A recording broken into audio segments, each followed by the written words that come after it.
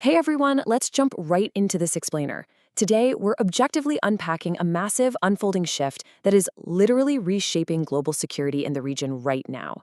If you've been following the recent news cycle at all, you've definitely noticed a really unusual pattern dominating the headlines. What we're witnessing appears to be a systematic shadow campaign targeting the top brass of major terror networks. So let's cut through the noise, look directly at the data, and see what's actually happening on the ground. Just look at the sheer scale of this operation. Since 2023, over 50 top terror commanders have been gunned down in Pakistan and Pakistan-occupied Kashmir. 50 plus. That is an absolutely massive figure for high-level targets.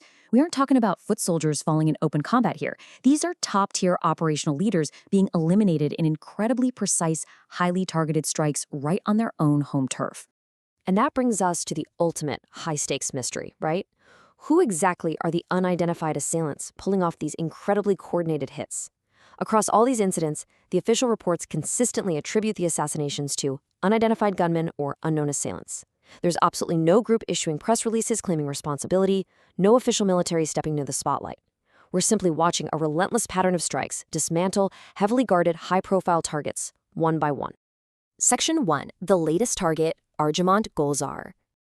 To really grasp the magnitude and precision we're talking about, let's zoom in on a specific case that just hit the headlines. Arjamand Gulzar, who also went by the alias Burhan Hamza. He was a top operational commander for the banned terror outfit Al-Badr. Just days ago, in Muzaffarabad, over in Pakistan-occupied Kashmir, unidentified gunmen struck again, shooting and killing him. He was a highly sought-after figure, wanted in India for essentially spearheading this elaborate, deeply entrenched terror network. And his backstory is honestly a textbook example of this dangerous cross-border evolution. See, he actually started out as a native of Ratnipora in the Pulwama district of Jammu and Kashmir, but roughly 7 years ago, he crossed the border into Pakistan.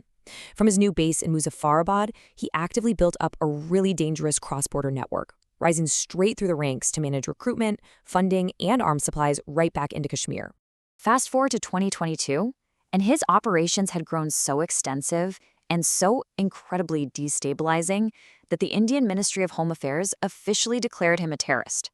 He was slapped firmly onto the most wanted list by Indian security agencies, specifically for his active daily role in spreading terrorism throughout Pulwama and South Kashmir. Which leads us to Section 2, the methodology, digital radicalization. So how did he actually operate from so far away? Well, Gulzar's core strategy relied heavily on the digital radicalization model. It's essentially the exact same modern playbook used by the neutralized terrorist Burhan Wani before him. He used it to recruit vulnerable individuals from afar. He realized he didn't necessarily need to be physically standing in the Kashmir Valley to cause utter devastation. Instead, he weaponized social media platforms, combined them with local networks, and used them to manipulate and push youth towards terrorism, all from the safety of his base across the border.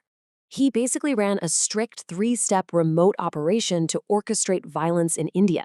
Step 1, he'd coordinate really closely with Pakistani overground workers, or OGWs. Step 2, utilizing that network, he would funnel the cash, supply the weapons, and send strict operational instructions right across the border.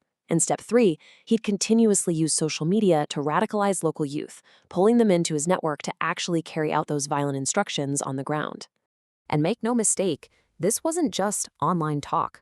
His digital footprint caused literal, physical threats in highly sensitive hubs for terror activity. We're talking Pulwama, Shopian, and Awantipora.